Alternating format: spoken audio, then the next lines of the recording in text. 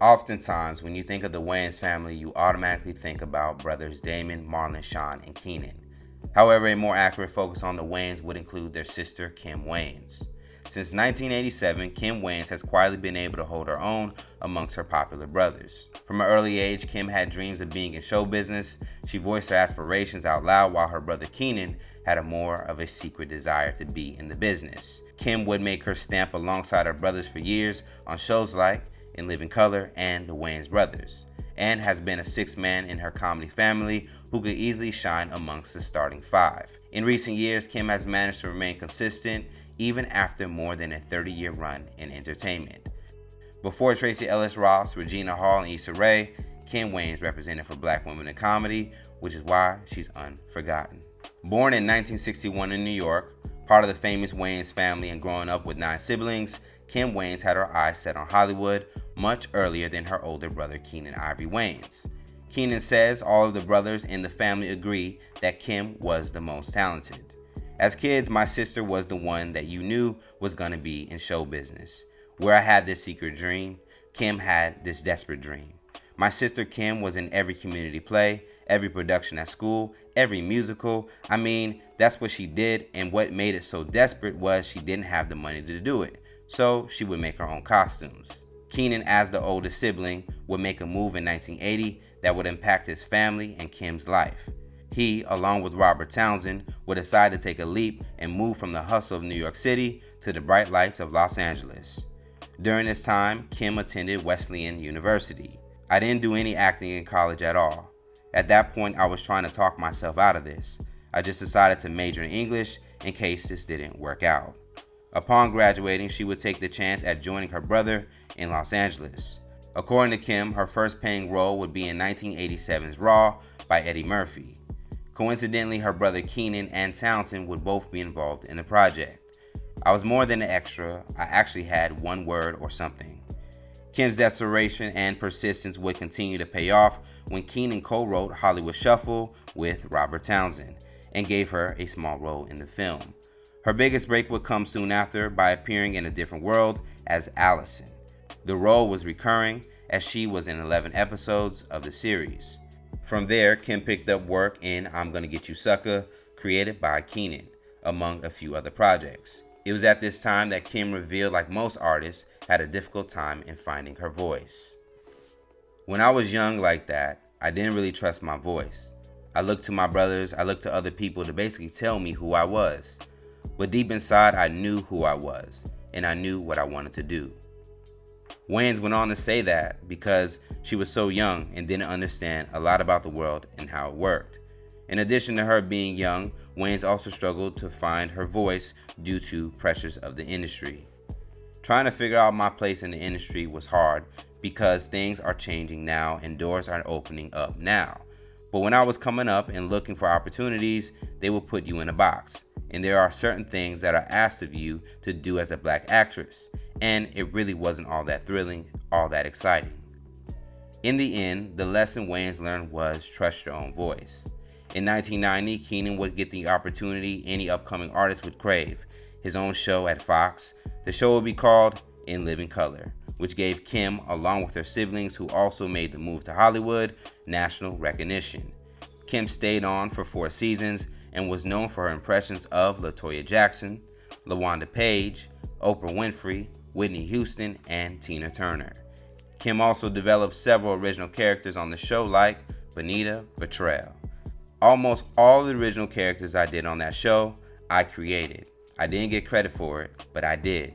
After season 4 of In Living Color, Keenan Ivory Wayans left the show due to creative differences with the network. The network tried to capitalize on the success of In Living Color through syndication by mixing sketches from different seasons. Keenan wasn't a fan of this decision and felt Fox was diluting the show. Keenan stopped appearing in sketches during season 3 and left the following season. According to Entertainment Weekly, Kim and Shawn Wayans attempted to leave the show after their brother quit, but were contractually obligated to stay. After the cancellation of In Living Color in 1994, Kim teamed up with her brother Keenan once again for the film A Low Down Dirty Shame. That same year, Kim appeared in Talking About Sex, which was her first starring role. Kim has also remained consistent in show business despite her low profile. In 1996, she played Miss Johnson in Don't Be a Menace. Also in that same year, Kim got her biggest break since leaving In Living Color by joining the cast of UPN sitcom In the House starring LL Cool J. Alfonso Ribeiro joined the cast that same year alongside actors Maya Campbell and Debbie Allen. Kim would appear in a total of 50 episodes before the show's cancellation in 1999.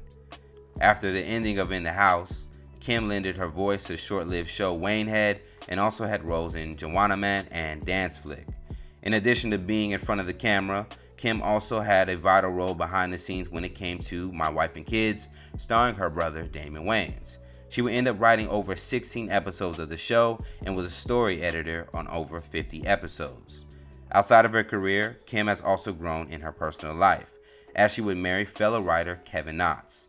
The two have no children of their own, but have over 30 nieces and nephews. According to New York Magazine, Kim revealed why she doesn't feel the need to have kids.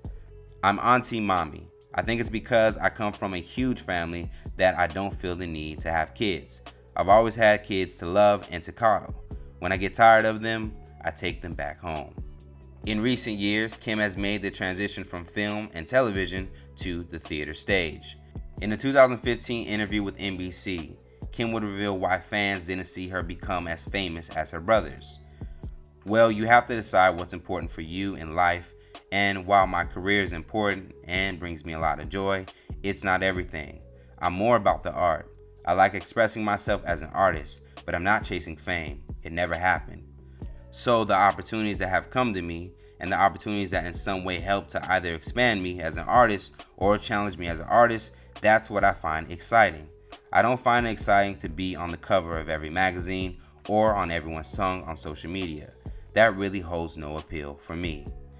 Comedy wouldn't be the only thing that Kim would go on to tackle. In 2011, she would star in the film Pariah, which covered lesbianism in the black community. In a conversation with Essence magazine, Kim would express her challenge of transitioning to drama. "It was difficult to get into a dark, dramatic space for this role because you have to put yourself into that kind of emotional space. The character is so different from me, I really had to create her. I really had to keep combing the text and the script. It was like putting together a puzzle, asking the director questions about her background." As far as recently, Kim has made other guest appearances in The Soul Man, New Girl, Marlon, and BET's Boomerang reboot.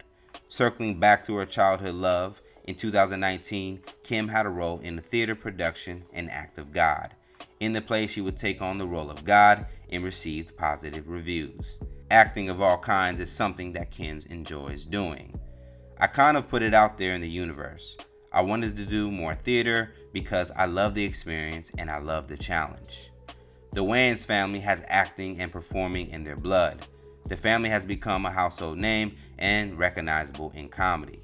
Even though Kim Wayans was usually a supporting player when it came to In Living Color and In the House, her contributions in making us laugh have been permanently imprinted in history, which is why Kim Wayans will always be unforgotten.